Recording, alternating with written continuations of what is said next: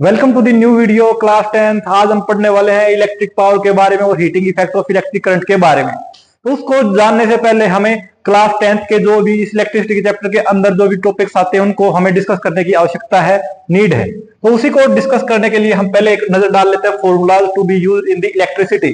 तो सबसे पहला फॉर्मूला हमने क्या पढ़ा था, पोटेंशियल डिफरेंस क्या होता है। हमने पढ़ा जो पोटेंशियल डिफरेंस है वो क्या होता है, रेशियो होता है कितना काम किया गया है किसी भी चार्ज के ऊपर उसको एक पॉइंट से दूसरे पॉइंट तक कैरी करने में। तो इसीलिए क्या फॉर्मूला बन जाता है, potential difference equals to work done divided by charge, formula हमारा बन जाता है। तो उसी के साथ जब हम दूसरा टॉपिक देखते हैं, ये क्या इलेक्ट्रिक करंट। इलेक्ट्रिक करंट का हमें पता है ये क्या होता है, rate of flow of charge होता है पर यूनिट टाइम, कि कितने टाइम के लिए कितना चार्ज फ्लो किया किसी भी कंडक्टर के अंदर से, उसको हम क्या बोलते हैं, इलेक्ट्रिक करंट बोलते हैं। तो ये भी हमारा क्या हो गया, कवर अप हो गया। और ऐसे ही ये भी हमारा क्या होगा, कवर अप हो गया। अगर बात करते हैं पोटेंशियल डिफरेंस की ओम्स लॉ के अकॉर्डिंग, तो वो हमने पढ़ रखा, वो क्या होता है, रेजिस्टेंस इनटू में इलेक्ट्रिक करंट। ठीक है, ये कहां से आया है, ये हमारा आया है ओम्स लॉ से, तो इसमें भी कोई बड़ी बात है नहीं। उसके बाद बात कर लेते हैं रेजिस्टेंस की। ये हमने factors affecting the resistance of the conductor पढ़ा था कि जो आर है वो डायरेक्टली प्रोपोर्शनल होता है किसके, लेंथ के, और इनवर्सली प्रोपोर्शनल होता है एरिया ऑफ क्रॉस सेक्शन के। तब उनको हम इंक्लूड करते हैं एक साथ एक ही टर्म में, तो क्या बन जाता है, आर इक्वल टू बन जाता है रो इंटू एल अपॉन ए। ये फॉर्मूला भी हमने पढ़ लिया था। ये क्या है, सीरीज जो ग्रुपिंग पढ़ी थी हमने उसके अकॉर्डिंग पढ़ा, जो टोटल आर होता है वो किसके इक्वल होता है, उनके इंडिविजुअल सम के बराबर होता है। कि जितने भी हमने इलेक्ट्रिकल अप्लायंसेस एक सेम कंडक्टर में इंक्लूड किए हैं उन सभी का जो इंडिविजुअल सम होगा उसका वो हमें क्या देता है, सीरीज सर्किट के अंदर इक्विवेलेंट रेजिस्टेंस देने का काम करता है। ऐसे ही जब हम क्या लेते हैं, इंडिविजुअल रेजिस्टेंसेस का रेसिप्रोकल सम लेते हैं, वो हमें क्या देता है, रेसिप्रोकल देता है इक्विवेलेंट रेजिस्टेंस का। और ये किसके अकॉर्डिंग पढ़ा था हमने, पैरेलल ग्रुपिंग के अकॉर्डिंग पढ़ा था। तो ये सारी चीजें हम यहां पर पढ़ चुके हैं। तो उसी के साथ अब आगे बढ़ते हैं। जो इलेक्ट्रिक पावर है, सबसे पहले अगर हम बात करें तो क्या होता है, हमारे जो घरों में क्या है, जो लाइट है, लाइट के अंदर वेरिएशन होती रहती है, इलेक्ट्रिसिटी की सप्लाई के अंदर वेरिएशन होती रहती है।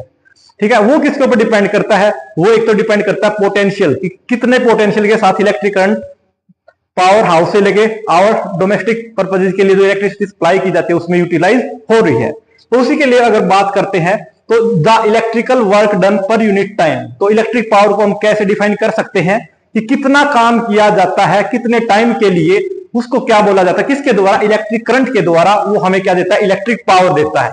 अगर हम फॉर्मूले की बात करें तो ये क्या बन जाता है, इलेक्ट्रिक पावर इक्वल्स टू हो जाता है work done divided by time taken.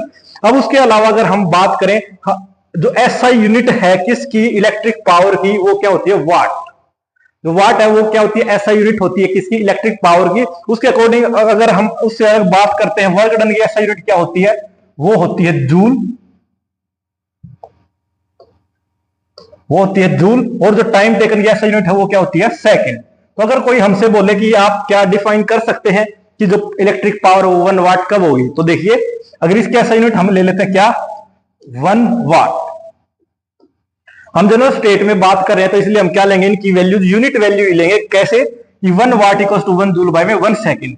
तो क्या बताया जा सकता है कि जब कोई भी इलेक्ट्रिक करंट किसी भी कंडक्टर के अंदर जब करंट को फ्लो करवा रहा है, तो वो अगर फ्लो कर रहा है कितने टाइम के लिए, 1 सेकंड के लिए, और उसको काम कितना करना पड़ रहा है, 1 जूल का काम करना पड़ रहा है, तो उसको हम क्या बोलेंगे, उसको हम बोलेंगे the electric power is of 1 वाट। तो देखो इसको डिफाइन करने का काम करते हैं। तो देखिए अगर क्वेश्चन आ जाता है आपके पास कि डिफाइन करो 1 वाट क्या होता है, तो क्या हो सकता है, the electric power is said to be 1 watt if a work of 1 joule is done on a charge to move it for the 1 second. तो देखिए the electric power is said to be 1 watt कब, if a work of 1 joule is done on a charge to flow it for 1 second. ये बात हमें clear होगी, यही बात हमने वहां से डिस्कस की थी। उसके अलावा अगर हम बात करते हैं, अगर टर्म आ जाए 1 किलोवाट, तो हमें यह पता है 1 किलोवाट के अंदर कितने वाट होंगे, तो वो कितने हो जाएंगे, 1000 वाट हो जाएंगे। ये बात कोई बड़ी बात नहीं है, आसान सी बात है। इसके अलावा जैसे हमने बताया जाओ इलेक्ट्रिक पावर होती है वो क्या होती थी, रेट होता था work done divided by time का। उसके अलावा इलेक्ट्रिक पावर को इस तरह से डिफाइन किया जा सकता है कि किस रेट के साथ इलेक्ट्रिक एनर्जी क्या हो रही है, कंज्यूम हो रही है। तो क्या बताया जा सकता है, it is also defined as the rate at which electrical energy is consumed. तो ये बात समझ में आ गई कि कितने रेट से, कितने स्पीड के साथ कितनी क्वांटिटी में एनर्जी कंज्यूम की जा रही है टाइम के अकॉर्डिंग, उसको हम क्या बोलते हैं, उसको भी हम इलेक्ट्रिक पावर बोलते हैं।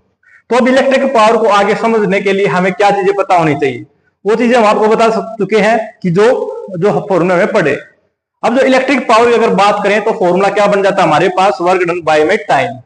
ये बात हम पढ़ चुके हैं, ठीक है, अभी जस्ट हमने रीड किया है। उसके अलावा अगर हम बात कर लेते हैं, उसके अलावा हमने अभी आपको जस्ट सेशन की स्टार्टिंग में बताया था कि जो पोटेंशियल डिफरेंस होता है वो किसके इक्वल होता है, work done divided by charge के इक्वल होता है। तो जब यहां से हम क्या करेंगे, पोटेंशियल डिफरेंस को और चार्ज को क्रॉस मल्टीप्लाई करने का काम करेंगे तो वहां से क्या मिल जाएगा, वर्क डन इक्वल हो जाएगा पोटेंशियल डिफरेंस इनटू में चार्ज। तो यही बात देखिए यहां पर हमने मेंशन कर दी है, जो वर्क डन है वो इक्वल हो जाएगा पोटेंशियल डिफरेंस इनटू चार्ज। उसके बाद अगर बात कर लेते हैं, अब हमने ओम्स लॉ के अकॉर्डिंग, सॉरी, हमें यह भी पता जो करंट होता है, करंट किसके इक्वल होता है, चार्ज डिवाइडेड बाय टाइम के इक्वल होता है। तो ये बात हमें पता है ना, जो करंट है वो किसके इक्वल होता है, the rate of flow of charge with respect to time. तो यहां से हम क्या कर सकते हैं, यहां से चार्ज की वैल्यू इस तरह से क्रॉस मल्टीप्लाई करने के बाद निकाली जा सकती है। तो चार्ज इक्वल टू क्या जाता है, करंट इनटू में टाइम। तो जब इसी चार्ज की वैल्यू को हम यहां पुट करने का काम करेंगे इस चार्ज की जगह, तो हमारे पास क्या आ जाएगा, पोटेंशियल डिफरेंस, ये वाली टर्म यहां पर आ गई एज इट इज, और ब्रैकेट में चार्ज की जगह हमने क्या मेंशन किया है अब यहां पर, करंट इनटू में टाइम, जो अभी आपको साइड में मेंशन करके बताया गया है। उसके बाद हमारे पास जो फॉर्मूला बन जाएगा वो क्या बन जाएगा, potential difference into current into में टाइम और डिवाइडेड बाय टाइम। तो यहां से देखिए इस टाइम से ये टाइम कैंसिल आउट हो सकता है, बिल्कुल हो सकता है, इसमें कोई बड़ी बात है ही नहीं। तो उसके बाद हमारे पास जो फॉर्मूला रिड्यूस होकर आ गया वो क्या आ गया, जो पावर है वो किसके इक्वल होगी, पोटेंशियल डिफरेंस इनटू में करंट के इक्वल हो गई, ये बात हो गई। तो इसको जब हम सिंबॉलिक फॉर्म में लिखेंगे तो क्या आ जाएगा, power equals to V into I. तो ये हमारी क्या होगी, फर्स्ट इक्वेशन हो गई। अब इसके अलावा अगर हम देखते तो हमें ओम्स लॉ का पता है, ओम्स लॉ हमें क्या कहता है, ओम्स लॉ हमें बताता है V upon I equals to R होता है। तो इस फॉर्मूले को हम ध्यान में रखते हुए आगे बढ़ते हैं और इसी इक्वेशन को हम आगे यूज करने वाले। तो देखिए जब इस इक्वेशन को हम आगे यूज करेंगे, ओम्स लॉ का यूज करेंगे, जो क्या होता है V upon I equals to R होता है, किसमें, P equals to V into I में। तो क्या हो जाएगा, पहले हम यहां से क्या कर सकते हैं, जब इसको क्रॉस मल्टीप्लाई करेंगे तो यहां से क्या बन गया हमारे पास, यहां से बन जाएगा V is equals to I R. और जब इस वैल्यू को हम कहां पुट करेंगे, यहां इस V की जगह प्लेस करने का काम करेंगे, तो ये हमारे पास क्या आ जाएगा, ये आ जाएगा I इंटू आर और इंटू में I, और ये रिजल्ट हमें क्या दे देगा, I इंटू आई क्या हो जाएगा, आई स्क्वायर और इंटू में R। तो देखिए यहां से हमारे पास जो ये फॉर्मूला आ जाता है क्या, आई स्क्वायर आर। ऐसे ही अगर हम, जैसे हमने यहां पर V की वैल्यू क्या ली है, आई आर ली है, या इसके इंस्टेड में हम यहां पर क्या कर सकते थे, हम इसको यहां से V upon R equals to I लेने का भी काम कर सकते थे। तो जब इस V upon I equals to R की वैल्यू को यहां इस I की जगह पुट करने का काम करेंगे, तो यहां से हमारे पास जो रिजल्ट होकर आएगा वो क्या आएगा, power equals to V into V divided by R. तो यहां से रिजल्ट क्या आ जाएगा, V square divided by R आ जाएगा, है ना। तो देखो यहां पर जो हमारा रिजल्ट आया है ये क्या है, P equals to V square divided by R आया है। तो यहां से हमारे पास क्या क्या फॉर्मूले आ गए उनको मेंशन करने का काम करते हैं। तो वेरी फर्स्ट फॉर्मूला जो आया हमारा वो क्या आया, V इंटू आई आ गया। सेकंड फॉर्मूला जो आया वो क्या आ गया, आई स्क्वायर आर आ गया। और अगर थर्ड फॉर्मूले की बात करें तो वो क्या आ गया, V square divided by R आ गया। ये बात हमें समझ में आ गई। ये तो बात की हमने, जब सिंपली हम बात करते हैं किसके बारे में, वाट के बारे में या बुक के अकॉर्डिंग बात करते हैं। लेकिन जो हमारी घरों में जो बिजली का बिल आता है, इलेक्ट्रिसिटी जो बिल आता है, उसको किस टर्म में आता है, वो किस यूनिट के अकॉर्डिंग आता है। तो जो भी लाइट हम, जो भी इलेक्ट्रिसिटी सप्लाई हम अपने कमर्शियल यूज के लिए, डोमेस्टिक यूज के लिए यूज करते हैं, और उसके लिए जब हमें बिल पे करना पड़ता है तो वो जो आती है यूनिट, उनको हम बोलते हैं कमर्शियल यूनिट। और किसकी कमर्शियल यूनिट, इलेक्ट्रिक पावर की कमर्शियल यूनिट। तो कमर्शियल यूनिट के बारे में स्टडी करने से पहले, तो देखिए पहले कमर्शियल यूनिट को स्टडी कर लेते हैं कि it is the amount of electrical energy consumed कब when an electrical appliance having a power rating of 1 kilowatt use for 1 hour. तो आप क्या कर सकते हैं, 1 किलोवाट आवर को कैसे डिफाइन कर सकते हैं, जो कमर्शियल यूनिट क्या होती है, 1 किलोवाट आवर। तो जब क्या करते हैं, 1 किलोवाट ऑफ एनर्जी को, इलेक्ट्रिकल एनर्जी को यूज किया जाता है कितने टाइम के लिए, 1 आवर के लिए, वो हमारी क्या होती है, 1 किलोवाट आवर मतलब 1 कमर्शियल यूनिट होती है। ये बात हमें याद हो गई कि जो ये है तो ये है 1 किलोवाट आवर। ये क्या होती है? ये होती है कमर्शियल यूनिट किसकी? Electrical energy. तो देखिए, अब हम ये टेबल देखने का काम करते हैं। यहां पर अलग अलग लिस्ट किए गए हैं इलेक्ट्रिकल अप्लायंसेस जो हम अपने डोमेस्टिक यूज में या कमर्शियल यूज में लेते हैं। सबसे पहले अगर बात कर लेते हैं ट्यूबलाइट। जब ट्यूबलाइट कितनी पावर यूज करती है, कितना चार्ज यूज करती है और कितने टाइम के लिए यूज करती है, ठीक है। तो जो पावर यूज की है वो कितनी की है? 40 वाट। और वोल्टेज कितनी? 220 वोल्ट पे ही तो वर्क करवाते हैं। पहली बात ये देख लीजिए, जो भी हम इलेक्ट्रिकल अप्लायंसेस यूज करते हैं वो किस पे, कितने वोल्टेज पे वर्क करती है? 220 वोल्ट पे वर्क करती है। तो देखिए यहां से आप देख पा रहे हैं सभी की सभी कितने पे वर्क कर रही है? 220 वोल्ट पर ही वर्क कर रही है। तो ये क्या होता है? ये स्टैंडर्ड वोल्टेज होती है किसी भी इलेक्ट्रिकल अप्लायंस को अच्छे से वर्क करवाने के लिए। अब देखिए, ये जो ट्यूब लाइट है इसने कितनी पावर यूज की? 40 वाट पावर यूज की। कब? जब वोल्टेज कितनी यूज की गई? 220 वोल्ट यूज की गई। और उसके अलावा जो करंट ड्रॉ करा गया वो कितना कराया? 0.18 एम्पियर ड्रॉ करा गया। ऐसे अगर इसके लिए बात करें तो जो इलेक्ट्रिक बल्ब है इसने 60 वाट पावर यूज की। कब? जब 2220 वोल्टेज यूज की गई और करंट कितना ड्रॉ करा गया? 0.27। तो ऐसे ही हम यहां से टेबल से रेस्पेक्टिवली क्या कर सकते हैं? पढ़ सकते हैं कितना करंट ड्रॉ किया गया और कितनी पावर यूज की गई, ठीक है।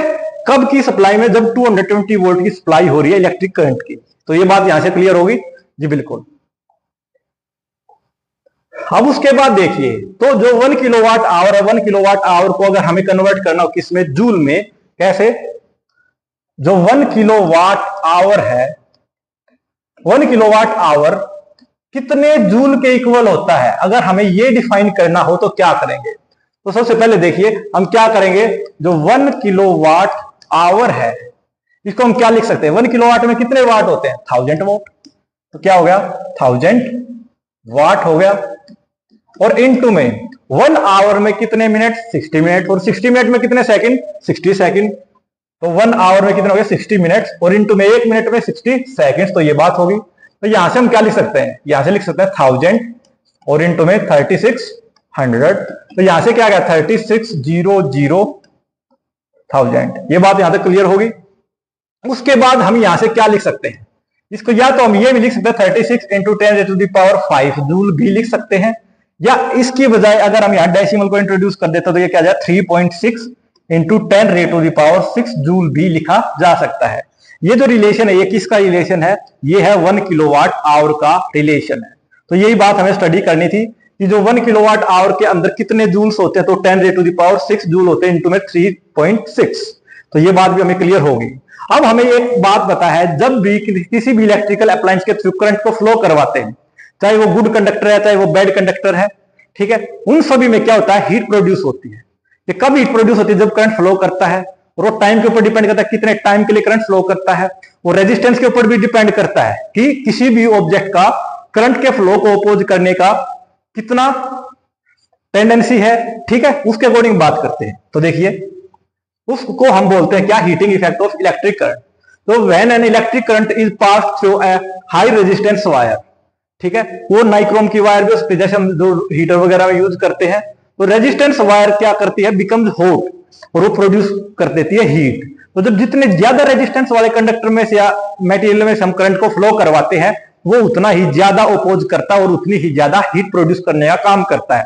तो जब करंट फ्लो करने के बाद किसी भी कंडक्टर में या किसी भी मटेरियल में जब हीट प्रोड्यूस होती है तो उसको क्या बोलते हैं? हीटिंग इफेक्ट बोलते हैं। किसका? इलेक्ट्रिक करंट का। तो ये बात हमें यहां से क्लियर हो गई। तो क्या? When an electric current passes through a high resistance wire the electrical energy gets converted into the heat energy. ये बात तो बिल्कुल ठीक है।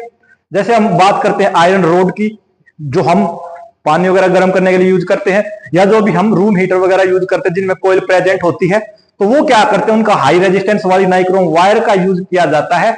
और जब करंट फ्लो करता है तो वो रेड हॉट हो जाती है और वो क्या करती है? इलेक्ट्रिकल एनर्जी को कन्वर्ट करने का काम करते हैं। किस में? हीट एनर्जी में। ये बात हमें क्लियर होगी यहां से जी, बिल्कुल। अब जो इलेक्ट्रिकल एनर्जी है जो कन्वर्ट हो रही है किसमें? हीट एनर्जी में, वो किसके अकॉर्डिंग वेरी करती है? कि कितनी पावर, क्या कि कितनी पावर अप्लाई की जा रही है कितने टाइम के लिए, उसको हम बोलते हैं हीटिंग प्रोड्यूस्ड, ठीक है। तो ये क्या बात होगी, हीट इक्वल्स टू क्या हो जाएगा, पावर इनटू में टाइम। तो इसी को आगे स्टडी करते हैं। तो इसी के अकॉर्डिंग अगर हम बात करें, क्या देखिए, इसके अकॉर्डिंग अगर हम बात करते हैं, जो पावर का फॉर्मूला जो अभी हमने बताया, पावर इक्वल्स टू क्या हो गया, V इंटू में फ्री, सॉरी वेट ए मिनट। तो देखिए क्या हो जाएगा, अभी हमने बताया जो हीट है H को हम क्या लिख सकते हैं, पावर इनटू में टाइम लिख सकते हैं। और हमने जस्ट पढ़ लिया था जो पावर होती है वो क्या होती है, तो V इंटू में I होती है। दूसरा हमने पढ़ा ये क्या होती है, I स्क्वायर R होती है। और तीसरा हमने पढ़ा क्या होती है, V square divided by R होती है। तो जब एक बार जब हम पावर की जगह यहां क्या यूज करेंगे, V इंटू I यूज करेंगे, तो हमारे पास एक तो हीट का फॉर्मूला क्या आ जाएगा, ये आ जाएगा V इंटू I इंटू में T। एक फॉर्मूला तो हमारे पास ये आ जाएगा। दूसरा फॉर्मूला अगर आप बात करते हैं पावर यूज करते हैं I स्क्वायर R, तो क्या हो जाएगा, ये हो जाएगा I स्क्वायर R इंटू में T। और अगर बात करते हैं पावर की हम फॉर्मूला यूज करते हैं V square divided by R, इसमें तो क्या आ जाएगा, V square divided by R into में T। तो देखिए यही बात हमने यहां पर रिप्रेजेंट करने की कोशिश की है। तो heating effect joules law of heating के अकॉर्डिंग जब हम बात करते हैं तो क्या आ गया, देखो ये आ गया H equals to V square divided by R into में T। और एक आ गया V into I into T, और एक आ गया I square R into T। तो इसी के साथ हमारा जो इलेक्ट्रिक पावर है और उसी के साथ साथ हमारा जो इलेक्ट्रिसिटी जो चैप्टर है वो क्या हो जाता है, यहाँ पर कंप्लीट अब हो जाता है। तो इसी के साथ मिलते हैं नेक्स्ट वीडियो में। Thank you and have a nice day.